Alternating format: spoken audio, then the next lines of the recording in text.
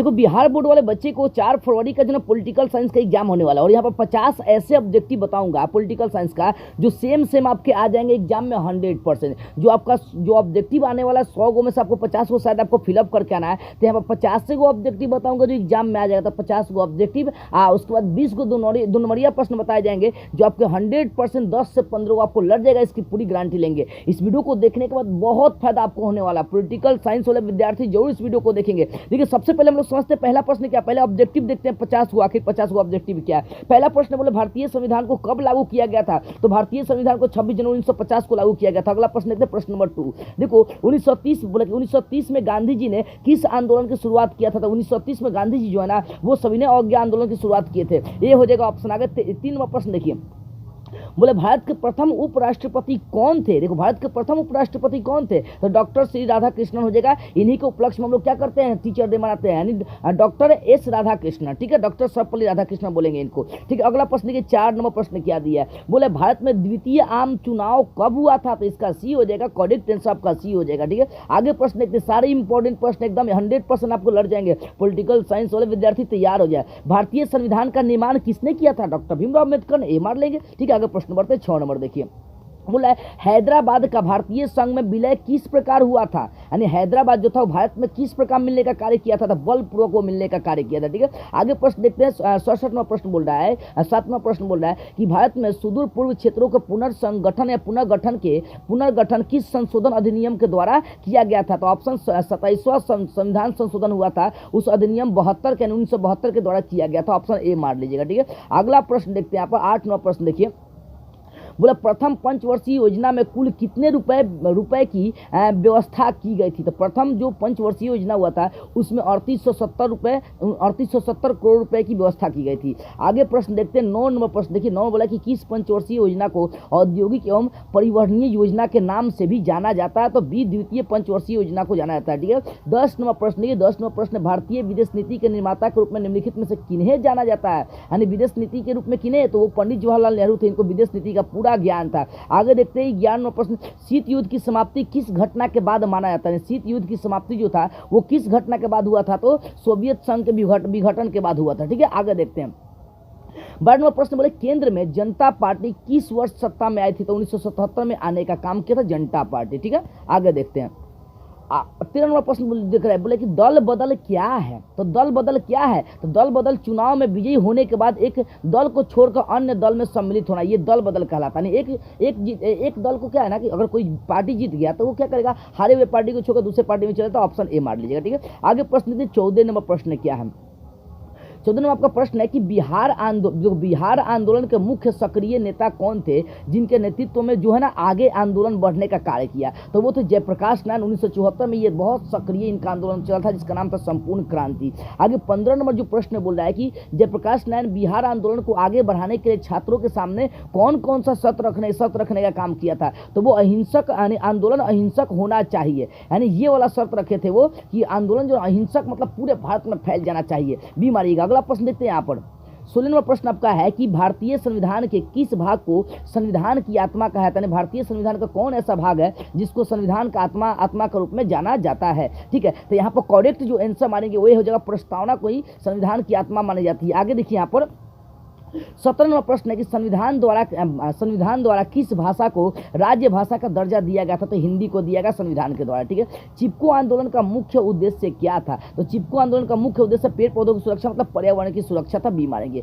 आगे 19वां प्रश्न, चिपको आंदोलन कब आरंभ हुआ था, तो 1973 में आरंभ हुआ था। बी मार लेंगे। आगे प्रश्न, चिपको आंदोलन किस राज्य से प्रारंभ हुआ था, तो चिपको आंदोलन उत्तर प्रदेश से प्रारंभ हुआ था। सबका नीचे आंसर भी दिया, आप देख लीजिएगा, प्रश्नों को लिख दिया। जनता दल यूनाइटेड किस राज्य की पार्टी है, तो जनता दल यूनाइटेड जो है ना वो बिहार की पार्टी है जिसके नीतीश कुमार अभी शायद हैं। ठीक है ना, आगे देखते हैं इंदिरा गांधी की हत्या के बाद 1984 में हुए लोकसभा चुनाव में कांग्रेस पार्टी को कितने सीटों पर विजय प्राप्त हुआ था, तो 415 सीटों पर प्राप्त हुआ था। ठीक है, आगे प्रश्न देखते हैं यहाँ पर विश्व महिला दिवस कब, तो 8 मार्च को मनाते हैं। ऑप्शन बी मार लीजिएगा। ठीक है, आगे प्रश्न 24 नंबर देखिए, बिहार की पहली महिला मुख्यमंत्री कौन थी, तो वो थी हमारे बिहार की लालू यादव के धर्म पत्नी जिनके नाम था राबड़ी देवी वो बिहार की पहली महिला मुख्यमंत्री बनी थी। ठीक है, 25वां प्रश्न है, अमेरिका ने 1970 तक किस साम्यवादी देश को संयुक्त राष्ट्र का सदस्य बनने नहीं दिया था? तो वो साम्यवादी चीन को जो ना संयुक्त राष्ट्र का सदस्य वो नहीं बनने दिया था। बी मार लेंगे।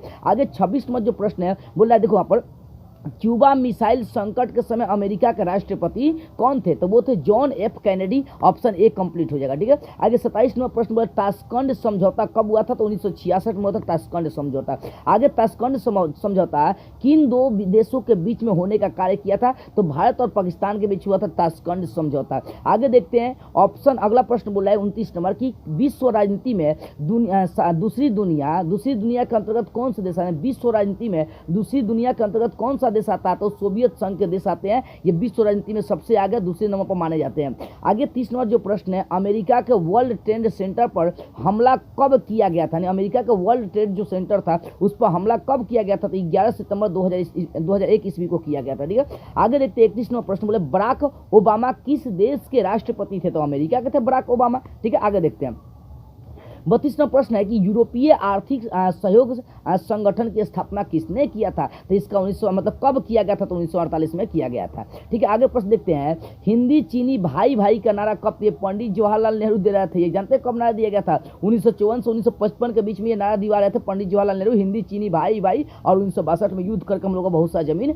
हथिया लिया था। ठीक है, 34वां प्रश्न है, 1949 के पूर्व किस एशियाई देश को एशिया की रोगी कहकर पुकारा जाता है? 1949 के कौन ऐसा एशियाई देश है जिसको एशिया का रोगी कहकर पुकारा जाता है? तो वो है चीन। चीन को एशिया का रोगी कहकर पुकारा जाता है 1949 के बाद से। ठीक है, आगे देखते हैं नेपाल में लोकतांत्रिक शासन प्रणाली की स्थापना कब किया गया था? तो नेपाल में लोकतांत्रिक जो लोकतंत्र आया था वो 2006 में आया था। ऑप्शन बी मार लेंगे। ठीक है, आगे 36वां प्रश्न बोला भारत चीन के बीच शिमला समझौता कब हुआ था? तो 1972 में शिमला समझौता हुआ था। 1966 में ताशकंद समझौता हुआ था। ठीक है, बी मारिएगा इसका। अगला प्रश्न, आज़ादी के बाद बांग्लादेश में किस प्रकार की शासन व्यवस्था स्थापित हुई थी? तो धर्मनिरपेक्ष लोकतांत्रिक समाजवादी शासन स्थापित हुआ। तो ऑप्शन ए मारिएगा। ठीक है, आगे 38वां प्रश्न देख रहे हैं, राष्ट्र संघ की स्थापना कब हुआ था? तो 1920 में राष्ट्र संघ की स्थापना हो गया था। ठीक है, ए मारेंगे। अगला प्रश्न आपका बोल रहे हैं यहाँ पर, देखिए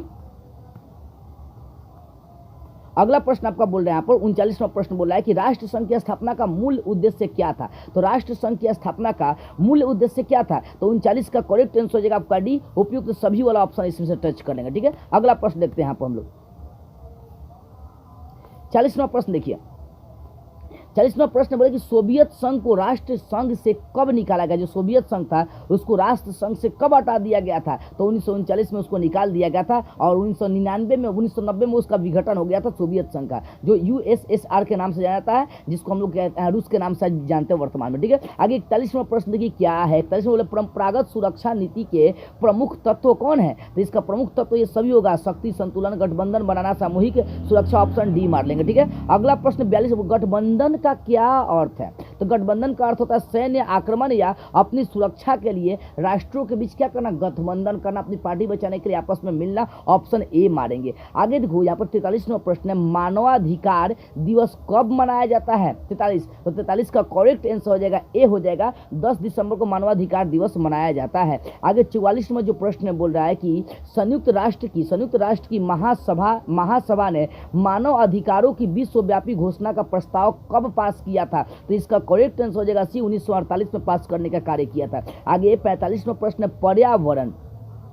पर्यावरण सुरक्षा से संबंधित पृथ्वी सम्मेलन कब किया गया था? 1992 में किया गया था। सी मारेंगे। 46वां प्रश्न है कि क्योटो प्रोटोकॉल 1997 का संबंध निम्नलिखित में से किससे है? तो पर्यावरण संरक्षण से। ऑप्शन सी मार लीजिएगा। ठीक है, आगे देखते हैं 47वां प्रश्न है कि ओजोन परत का नुकसान निम्नलिखित में से किस गैस के ज्यादा उत्सर्जन होने से आजकल हो रहा है? तो वो क्लोरीन गैस होने से ज्यादा मात्रा में ओजोन परत का नुकसान हो रहा है। ठीक है, 48वां प्रश्न है, विश्व व्यापार संगठन WTO की स्थापना कब हुआ था? 1995 में हुआ था। विश्व व्यापार संगठन या WTO की स्थापना हुआ था। ठीक है, आगे देखते हैं 49वां प्रश्न देखते हैं कि वैश्वीकरण के कारण विश्व का स्वरूप किस प्रकार का हो गया था? वैश्वीकरण के कारण जो विश्व का रूपरेखा था वो किस प्रकार से हो गया था? तो विश्व का जो रूपरेखा था वो वैश्विक गांव टाइप का हो गया था। ऑप्शन ए मारेंगे। और अंतिम ऑब्जेक्टिव देखते हैं जो आपके एग्जाम में 100% आने वाले हैं सारे प्रश्न 50। वैश्वीकरण की नीति से सबसे अधिक प्रभावित कौन हुआ था? तो वो हुआ था गरीब लोग सबसे अधिक प्रभावित हुआ था।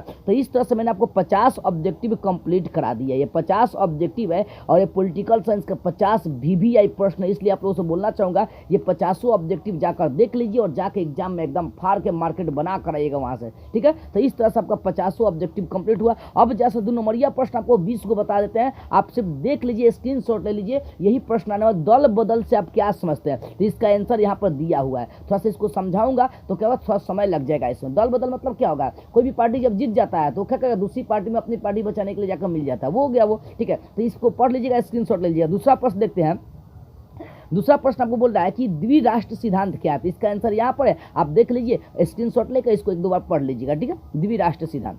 आगे योजना अवकाश का क्या अर्थ है, देखिए सारे वीवीआई प्रश्न है, बता रहा हूँ 20 को प्रश्न बताऊंगा और 20 को में से आपको 10 को आ जाएंगे 100%। इसका स्क्रीनशॉट लेकर आप इसको भी देख लीजिए। चौथा प्रश्न है गुट निरपेक्ष नीति का अर्थ क्या है, प्रश्न इसका आंसर यहाँ पर दिया है, स्क्रीनशॉट लेके इसको क्या करिए एक बार देख लीजिए। नर्मदा बचाओ आंदोलन के पक्ष और विपक्ष को वाला तर्क देना है, तो ये भी वीवीआई प्रश्न है, इसको भी एक बार स्क्रीनशॉट लेके इसको पढ़ लेंगे, ठीक है ना। सारे प्रश्न इंपॉर्टेंट। छठा प्रश्न देखिए यहाँ पर दिया, इसका स्क्रीनशॉट ले लीजिए। 7वां प्रश्न देखते हैं यहाँ पर।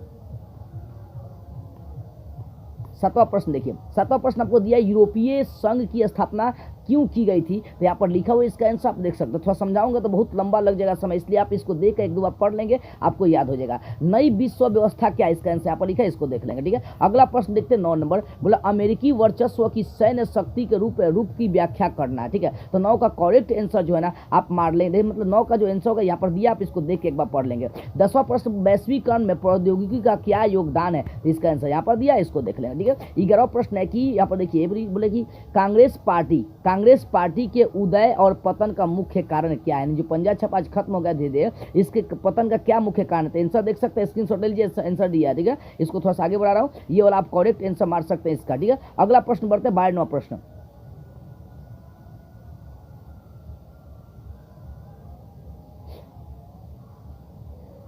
देखिए 12वां प्रश्न क्या है, 12वां आपका प्रश्न है कि राजनीतिक न्याय से आप क्या समझते हैं, तो इसका आंसर यहाँ पर है। 13वां प्रश्न है आसियान से आप क्या समझते हैं, इसका आंसर यहाँ पर स्क्रीनशॉट आप ले सकते हैं, ठीक है। आगे 14वां प्रश्न देखिए, विश्व स्वास्थ्य संगठन है जिसको WTO के नाम से वर्तमान में जानते हैं, तो इसके बारे में इसका क्या तात्पर्य, तो इसका आंसर यहाँ पर दिया, एक बार देख लेंगे, ठीक है। विश्व स्वास्थ्य संगठन। आगे बोला संयुक्त राष्ट्र संघ की महासभा की संक्षिप्त विवेचना आपको करना, इसका भी आंसर यहाँ पर दिया है, स्क्रीनशॉट ले लीजिए, ठीक है। 20 को बता दो, सभी का स्क्रीनशॉट लेके एक बार पढ़ लीजिएगा, ठीक है। निरस्त्रीकरण से क्या आप समझते हैं, निरस्त्रीकरण से क्या मतलब है, तो 16 का आप आंसर दिया, आप इसको पढ़ लीजिएगा, ठीक है। आगे प्रश्न देखते हैं 17 नंबर, नाटो क्या है, तो यहाँ पर आंसर दिया, देख सकते हैं ये अमेरिका का बनाया गया संगठन है नाटो, ठीक है। यहाँ पर देखिए गुट निरपेक्षता से संबंधित भारतीय नीति क्या है, तो यहाँ पर आंसर दिया, इसको एक बार देख लेंगे, ठीक है। थोड़ा सा इसको स्क्रॉल करके आपको दिखाता हूँ, ये वाला जो तीनों नीति जो बताया गया उसको उतार लेंगे एक बार, ठीक है।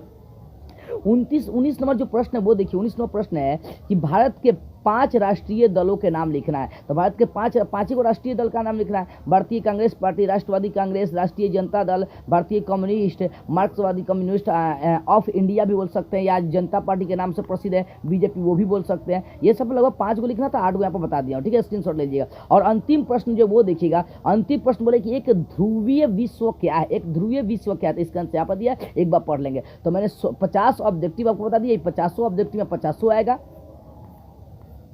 50 ऑब्जेक्टिव में आपको 50 को ऑब्जेक्टिव आ जाएगा। अब 20 को 2 नंबरिया बताओ, जिसमें से कम 10 15 को 2 नंबर यहाँ से आपका 100% लड़ जाने वाला है, इसलिए सभी 2 नंबरिया का स्क्रीनशॉट लेके एक बार पढ़ लेंगे, ठीक है।